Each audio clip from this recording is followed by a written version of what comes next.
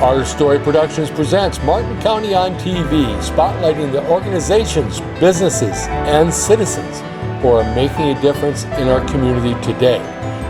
And with interviews and stories done by local television shows over the last 25 years, here you're sure to learn more about the county we call home. Get ready, for this is Martin County on TV. Martin County on TV, talking business. Hi, I'm Ned Koppen, president of the Fairmont Area Chamber of Commerce, and I'm here today with a couple of people from Martin Luther High School, Paul Steinhaus and Steph Zelmer. Hello. Hi. Paul, let's start with you. Can you give us just a quick overview of Martin Luther High School and maybe what it stands for? Yeah, Martin Luther High School, we've been in the community for quite a while already. We are the only parochial Christian high school in the area, at least for about an hour in terms of radius, if you will, by car. And we get the great privilege of doing a Christian education for our community. Kind of a unique choice that we have compared to a public school. Yeah, the very unique thing about having the privilege of having choice within our community is the parochial schools and the public schools actually work to sharpen one another, I think, in terms of what we bring to the table. So we're obviously kind of competition in that sense, but I think we really drive the community to bring up their level of education holistically as we get a chance to introduce new things and be competitive. Yeah, I think that's a good thing, if not a great thing. One thing that I read through some of your literature is, the wide geographical area that you guys pull from, that you actually have students from 10 different school districts. Oh, well, I actually didn't realize that. This year we have somebody coming from Okoboji. Wow. It wasn't uncommon to pull from Blue Earth and then certainly Fairmont and way down to East Chain and then of course up near Truman and Medelia, and we had a family from Hanska not all too long ago. Yeah. Wow. Can you maybe touch a little bit on when people make choices? How you make that choice on where you're going to go to high school, and how the funding works as well. Oh yeah, those are two pretty broad spectrum topics. In terms of families making choices, it really comes down to do you want the Christian foundation within that educational dynamic? It is clearly something that the public school cannot offer. They don't quite get the same privilege. With that comes some freedoms that we also have. The taboo conversation might be a little bit about COVID, but I mean that has allowed us to maybe be open a little bit more and offer a little more freedom in that department. Also within the curriculum itself, we got a little more latitude and things that we can teach. I mean, obviously science is a great platform to have that discussion a little bit. We can talk about creation and God's plan for the things that he's made, and certainly there's some limitations there in terms of the public sector. I also referring to some literature and kind of reading about Martin Luther. You guys have a couple of acronyms that you use and kind of a catchphrase: STREAM, Education for Life. And STREAM and Life are a couple of acronyms. And the thing that appealed to me about that was that, I wondered maybe are there limitations if I went to Martin Luther High School? And yet when you spell out those acronyms, you guys have a wide offering. Yeah, I don't think we really limit in terms of the kids' ability to become learners. Mm-hmm. And I think that is foundational to any educational institution is you want to teach kids to be learners. So then it's a little bit content independent. Okay. Obviously, you want to introduce kids to a wide variety of content when it comes to teaching curriculum. But the great privilege, I guess, we have is to be more global because we can tie in the religious aspects to how things operate. Once again, it's something that we have some freedom to do. The other thing it certainly does is it has everything to do with maybe a little bit of an approach and philosophical approach in terms of education. How well do we teach critical thinking? and decision making and discernment and those types of things. It's almost a hidden curriculum. Okay. We don't have to teach to a test. I guess there's another major difference between the schools, and because of that, we can focus around other things like discernment. I would say character development, integrity, some of the necessary intangibles that allow you to be successful both in the classroom and in the business arena, for sure. So, Paul, there's a couple of unique things about Martin Luther High School that I don't want to miss out asking on, and one of those is your energies classroom, aquaponics, PSEO opportunities. Can you expand on those a little bit and tell us about that? Yeah, well, I guess to talk about PSEO classes, we have a Concordia St. Paul professor on staff, and she does English. So we have, they changed the number of credits per class, so I got to be a little careful. It's 3 classes that we teach that are PSEO orientated on campus. We also have our science teacher who was a professor at Concordia St. Paul doing our physics class, but that changed a little bit basically because the syllabus for Concordia, they wanted to do a health-driven type of PSEO physics class, and we were driving it a little more engineering, so it didn't quite match up. So that presently isn't in the hopper, if you will, but something to look to regenerate. And then, of course, as our staffs grows in their education and becomes more eligible to teach those classes, we would, or if we bring new staff on, we could maybe orientate that a little differently. But it's certainly a great opportunity. The energies classroom is kind of a fun classroom to have. We built a car and we poured it out. It's an old MG, so it's British. Sure. Steering wheel still on the American side of the thing. It's actually built on an old Volkswagen chassis, and then it's this fiberglass MG car over the top. But we poured it out the engine so we can run on alcohol, and then the idea is to make our own fuel for the car, in which we have a still that students have built in the past, and we actually haven't fired it up yet. So kind of waiting for that to happen. And then, of course, in that same classroom, it's a geothermal classroom, so the floor is heated, comes from the ground, and we have a biomass stove in there as well. And so really our goal is to talk about renewable energies, just good environmental stewardship. It's kind of how that classroom is set up.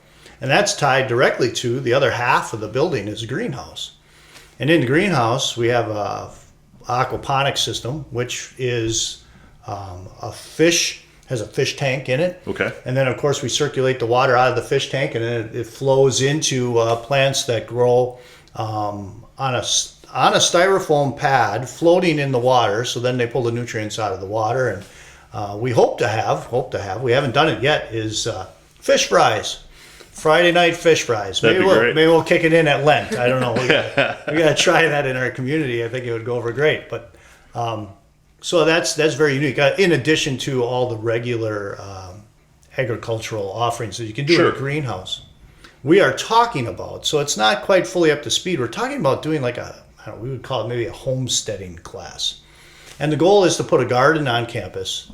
Now here's where I may let out my secrets, and now all of a sudden the public school will jump on that one, right? And but here's where we sharpen each other. But to do a garden and then harvest in fall and actually do some canning, like do some old school kind of canning, and then of course take that into the spring dynamic and plant all the seeds early in the greenhouse, and then plant the garden in spring, and then we'll let it do its thing in summer, and then we'll start the whole thing over again. So that'd be a great experience. Yeah, I think so. It's kind of some lost art in there, but there's a whole lot of science and a whole lot of just history and tradition and just practical knowledge that we can bring and share, and I think it'll be a blast. Yeah, and you combine that with the sustainability programs that you have. Those all sound great. Yeah, absolutely. I'd like to bring in your guest, Steph Zelmer, who is a graduate of Martin Luther High School. When did you graduate, Steph? I graduated in 2011. And what's your story since then? So I went to school in Sioux City, Iowa for college, and then I was actually there for graduate school as well. Moved back to the area in 2018, and I've been working for UHD since then. As? A physical therapist. So Terrific. I'm also on the board of directors at Martin Luther. This is my second year. I'm the secretary, so it's been fun. It's been educational. I like being able to give back to the school. That's been my biggest thing, is giving my time. So since you've graduated from high school and now you're on the board at the high school that you graduated from, are there any differences in the high school experience that you can pinpoint? There definitely are. I think technology has been huge, like a huge difference between when I was in high school versus now. Not only the greenhouse and the 3D printer that they have for science classes now, but just being able to offer more PSEO classes and using technology in that way. Technology advancements for like the COVID times too has been huge. I think we would have struggled back when I was in high school to incorporate all of the students that couldn't be in the classroom at that time, or students that needed to stay home, where, the last 2 years we've been able to bring those students into the classroom even if they're not physically in the classroom. Yeah, for sure. So with all those, technological advances, how does that impact your role on the board as you look back to when you were a student in high school and now you're kind of guiding the school? Sure. I think using my experience as a student, knowing, like what I could have benefited from then, and then trying to stay ahead of the curve now with the board, how can we kind of implement those types of things, based on what I maybe was lacking when I was in high school, and just advancements in general, and how we can kind of tie that back into make our school better. One thing I want to touch on, I want to make sure that we don't miss is financing, and for a private high school, a parochial high school, that model is different from a public school. Can you talk a little bit about that? Either one of you. A lot of our funding has to come externally. We don't get as much assistance from the state or from the government as a public school. It makes us a little bit more resilient, makes us a little bit more reliant as well, which can be an advantage, but it can also be a disadvantage. So I feel like without that extra funding, we need to reach out a little bit farther, and we're constantly thinking of ways to bring in some of that funding so that we can continue to make the school a better place, that we can continue to bring in students, that we can continue to compete with some of the schools that have funding that comes a little bit easier. It allows parents to be more involved. Because we need that kind of volunteer community to be part of what we're doing, which I think really enriches the entire dynamic of what we have. It doesn't take too long to recognize that we really have a strong family kind of environment. And that is certainly due to the fact that parents are involved in a lot of different ways. Certainly fundraising is a big part of that. They probably have to be. Yes. We really depend on that in large part. There are some interesting things coming down the pipe in terms of funding and school choice and tax dollars that we all pay in, regardless of what school we decide to go to, or even if we have kids, or have moved beyond that and our kids are well gone, we're all paying those dollars for education. But there are some bills that are introduced. The U.S. Supreme Court has weighed in on all this, that some of those monies definitely need to follow the family's decision in terms of where they go to school. That hasn't completely got to Minnesota yet as to how that package rolls out and continues forward.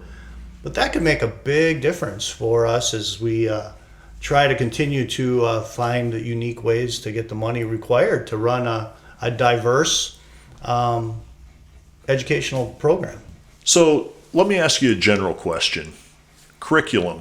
How do you determine what your curriculum is going to be? Who has input on that, etc.? Sure. Yeah, it's a great question. With the freedoms we have, we can walk in a wide variety of directions. Now, certainly, in terms of putting forward a student who's prepared for what's coming around the corner, we want to try to walk in a blueprint that's already there. So we certainly do use the Minnesota State recommendations for receiving a high school diploma in the state. So that's a primary driver. So there's so many years of science, so many years of math, so many years of social studies and history, and foreign languages and all those kinds of things. Then, and certainly the board weighs in terms of what to offer, what not to offer. We just recently went through a little bit of a wrestling match in terms of should we offer a consumer math class. Mm-hmm. And the consumer math class is fantastic, super practical. Kids love it. And we use, in part, part of Dave Ramsey's course that really ties together stewardship and dollars and just financial responsibilities and those kinds of things. And we were talking about, do we need to make that a requirement, or should we make it a requirement just because it's so necessary? Right. You know, how to handle your credit cards, how to handle student loans, what to look for in interest rates. And interest rates, we all know, kind of run interesting waves. And so, but that's been a very recent conversation. We talked about the homesteading class. The other thing that I think weighs in really strong is, what are the strengths and weaknesses of our teachers? Mm-hmm. What do they love to teach? Instead of just getting pigeonholed into, we need to do this specific set of content, let's also teach what the teachers really love to teach. And that way, that passion shows. It helps role model vocation, how to use those gift sets to the best of their ability, and that plays in as well. That's where that homesteading idea came from. Yeah, that makes sense. Yeah, it's hard. I mean, good teachers can teach anything. At least if they have the art of being a good teacher, can teach anything. But you can really tell, whether you've been to conferences, seminars, whatever, when the people get into their element, it is easily recognizable. Next, let's talk a little bit about the history of Martin Luther High School. We've talked a little bit about where we are right now today in 2022, but where did it start, and what is some of the history? Steph's grandparents. That's where this starts. Is that right? Yeah. Yes, yeah. So the school opened in '83. The first graduating class happened in '85, and it essentially was created out of an idea and a need for a Lutheran high school in this area. The area is saturated with high schools already, but there was not a Lutheran high school, and there were community members that felt that was necessary. So it kind of grew from a seed of needing that, and with donations and people's willingness, it happened. Quick question. Yeah. It's a Lutheran high school. Yeah. Do you have to be a Lutheran to go? Absolutely not. No. Absolutely not. Really, it's the Lutheran identification is, at least in terms of recognition, sometimes it scares people away, and that's not uncommon. It's unfortunate, but it's not uncommon. But it really tells you that the foundation of the school is going to have that conservative Christian platform. Sure. That it's built on. Really, in terms of denominational teachings, if you will, in the school, we really don't walk those lines. We want to teach a solid, biblical Christian foundation for the students. And they can take that into their families. I still think one of the best things that we can do is, even if we do something that's very Lutheran to say a non-Lutheran student, or maybe it's just overly Lutheran for our Lutheran students, or however you want to say that. But if you can bring a conversation home to the dinner table that has an eternal meaning, I don't think there's a better conversation you can have at the family dinner table. So if it's conversation between two different denominational thoughts, so be it. Let the families talk about those Sure. things. Yeah, it's great. No student would ever be turned away. Good to know. Yeah. So is there anything else we should know about Martin Luther High School as we wrap up? Well, I think one of the best ways, if families are considering this type of educational platform, is come visit. That's really one of the best things I think you can do, because you can talk about having this environment that seems different, but unless you're in it, you don't really. It's just verbiage, because it really is something to be felt. So having students come for shadow days, having parents come visit, talks on the phone even are a little certainly welcome, but they have limits in terms of what that can do. You can go to the website and you can view the school from that overview as well, but it doesn't give you that same feel. And all that information's out there, whether it's the website or phone calls, but come and visit. I think that's really the best way to get a good feel for what that is all about. And it seems to me, from what you just said, that you welcome those visits. Oh yeah, absolutely. It's fun. Now, for students, sometimes, they show up and they do these visit days, and they might show up and the kids have a work day in that one class and they don't have anything to do. So sometimes it's like, bring your toothpicks and hold your eyes open, because everybody in the class is kind of on their own, and at least for that one period. But once again, it's more about the cultural dynamic and the fit and the feel that they would get in that visit, as opposed to, 1 and 1 is 2 in the math class. I mean, every math class is going to do that part of it. So that part isn't going to be unique in any way, and maybe not exciting. But then to get to know the teachers and their personalities a little bit, how intimidating or not intimidating they are. So, Paul, can you tell us again how to find out more about Martin Luther High School? Yeah. Once again, our website is out there, martinlutherhs.com. And then, of course, you can call us. We're in Northrop, Minnesota, the great suburbs of Fairmont, Minnesota. Any social media? Oh, yeah. Well, Facebook is certainly out there. Our development director has been dabbling in TikTok, and I'm not the guy to go there, but... I'm not either. Yeah, right. So, I mean, there are other avenues in which that's the case, but Facebook, I would say, and just the regular website are probably the primary drivers on the internet. And then, of course, our phone number. And you can call and talk to me or any of our staff members and so on. Sure. I'd certainly like to take the window, thank Steph and all that she's done. It is awfully fun to have the alum come back and be part of what's going on, to help drive us into the next wave of where we're going and what we're doing. And she's been a real blessing to us on the board, for sure. Thank you. Sure. Yeah. Well, I'd like to thank you both for being here today. And for Martin County TV's Talking Business, we'll see you next time. Martin County on TV, Talking Business.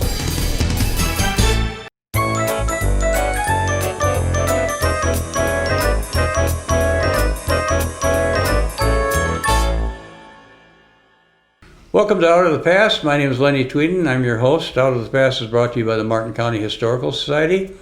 Today I'm going to be visiting with Bob Krause, and we're going to be talking about what he recalls from some of the bands from the 1960s and 70s locally, and also we're going to touch on the Fairmont Youth Center. First of all, Bob, tell us a little bit about yourself. I was born and raised in Fairmont, went to school here, been most of my life in the music business. And I've been in Fairmont, except for a few years in Mankato. I went to school up there and had some bands in Mankato. Came back to Fairmont, and I've been here ever since. So from what you said, you were kind of a professional musician then? I guess so, yes. Okay. So ever since, when did you graduate? What year? 1966. 1966. That was kind of right in the midst of the garage bands locally here? It was. Every town had several garage bands. Every town had places to play. Mm-hmm. So, yes, you're correct. What were some of the bands that you recall from that era, or maybe some that you played in? I played in a lot of them. Started back in about 8th and 9th grade. This was in the old junior high, which has since burnt down. When it burned down? Sure. Yeah. And we had a group called the Volcanoes. Sure. Myself, Steve Murphy, Frank Bailoff, and Dennis Brandt. You have a poster of us. Yeah, we do. At the museum that you put together. We did play at the Youth Center in 72. And back then in 74, we formed a group called the Pacers. And they also played at the Youth Center in about 74. And that would have been me and Steve Murphy, Greg C., and Steve Kessler. Do you still keep in contact with some of these people? Well, Steve Murphy has passed away, Sure. Unfortunately, and he was very active in several bands. Yeah, he was a well-known name. Yeah. Very well known. Before I got to high school, then we had another group called the Antagonists, and that was from about 11th to 12th grade and shortly after high school. Mm-hmm.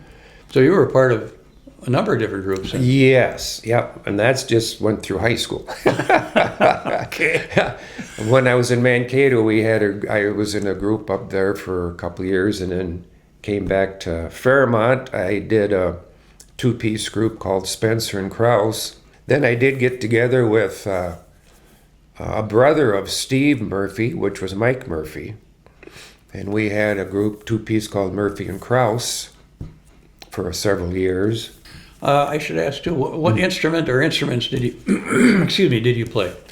Well, I was kind of a jack of all trades. I did what needed to be done at the time.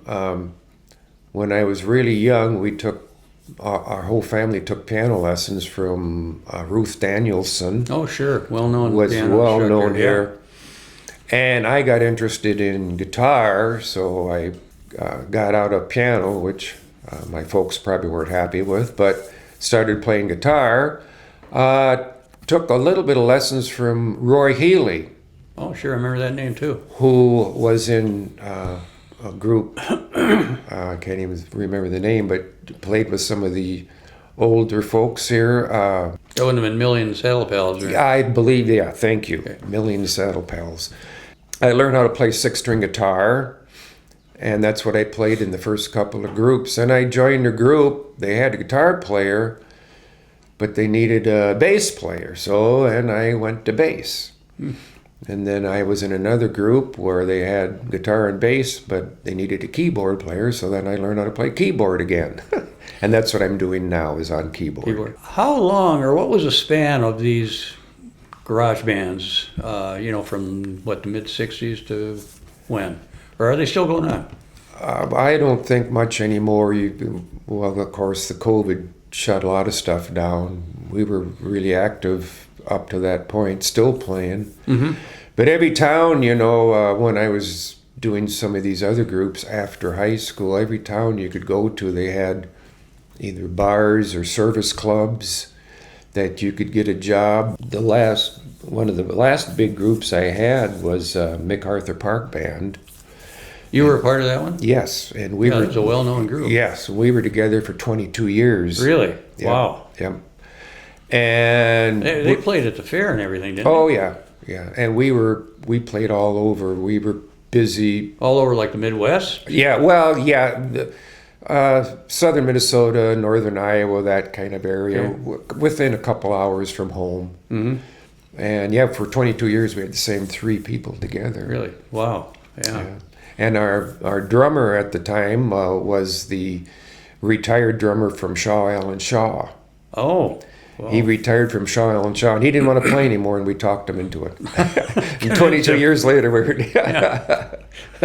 Interesting. Well, you've had a lot of experiences then.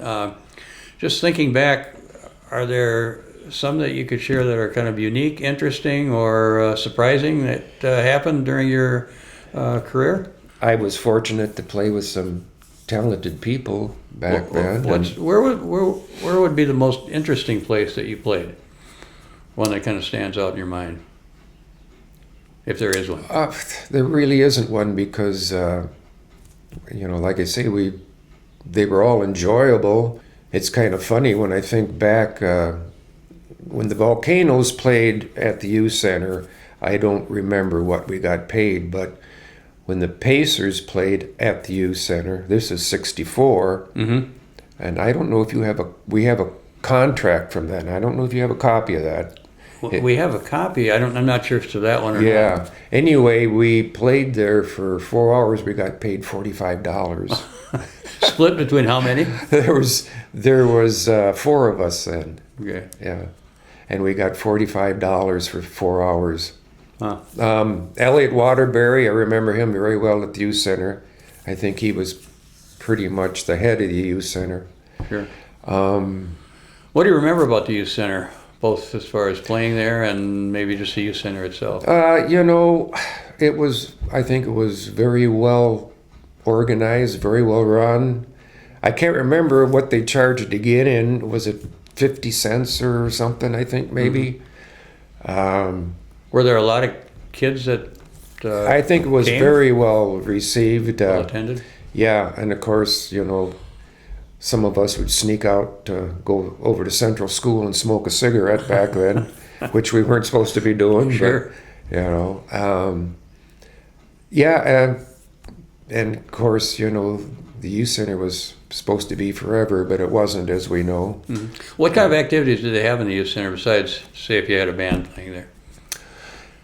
I don't remember. They had food and pop and stuff there you could get, and they had something going on upstairs. I don't know if they had games, But like I say, for me, that was a long time ago, so Sure. I've forgotten some of that stuff. Do you know what led to the decline of the youth center, or why it eventually closed? Well, I don't know, because I don't think it was supposed to close. I think some money was given to there to keep it going forever. The Fiftner yeah, funds? that gave money for that place to run. I do think there was a few places that opened up downtown that maybe took away some of the business there. Competition. Yeah, and there was something right down the street here that I believe opened up. I can't remember the name of it, where I think the kids started to hang out, because it probably wasn't, they probably didn't make you be quite the rules as the sure. youth center did, you Yeah. know. Yeah. So yeah, I think it was a shame that it did decline, but I guess it was bound to happen, I suppose. Ran its course. Yeah. Well, is there anything else about your career in music that you wanted to mention or tell us about? It's been good. It's a shame that the COVID did slow things down, the way it did. Hopefully things will start coming back better. Sure. They have a little tiny bit. I think there's going to be some people that I might mention to you when we're done that maybe you've already talked to or could come here. Okay. And maybe my one friend of Mike Murphy, he probably had one of the first groups in this area, the Four Shades. Oh, okay. And the reason they got their name is because when they played, they wore sunglasses. Oh. And That makes sense. And I think Mike could really give you some good information. And I remember some other things. I remember one time the band, the Pacers, played on Annabelle Webb. Oh, on a radio show. On a radio show, and this was back when the radio station was still Sure. downtown there. Yeah. And how did that pan out? Well, it went really well. It was kind of interesting because, and I should try to find somebody that remembers better than I do, but we played on Annabelle Webb, and everything was live, even our Yep. commercials. Yeah. And we had one of our bass player was Steve Kessler, and Annabelle Webb was trying to get him into one of the commercials, and I forget what it was for. And she was bragging about it, and she said to Steve, guys, what do you think about it? And he says, well, I really don't like the product because there's a better product that I like better. And of course, that was shut down really well. But Steve Murphy was still in Catholic school at the time. And I think when the program was aired, I think they even played it over the intercom at the Catholic school. Oh, really? So the kids could hear it. Interesting. But I wish somebody knew better about that. And Annabelle Webb taped everything, but I'm sure that's buried in the archives. Yeah, I'm not sure where that would be either. Yeah. But there's other people I'm sure that you can talk to. Jerry Clark, Yeah. Steve Fausch, Yeah. Tom Tourville. But like I say, Mike would really be a good one to talk about, because like he probably would have had one of the earlier groups in this area. Sure. Okay, well, Bob, thank you very much. Appreciate your coming on, telling us about the bands of the 60s and 70s era and your experiences with them. And Well, thank you for having me. I appreciate it, and it's been enjoyable. wish you all the best. Thank you. Thank you for watching Out of the Past, brought to you by the Martin County Historical Society. We'll see you again next time on Out of the Past or at the Pioneer Museum.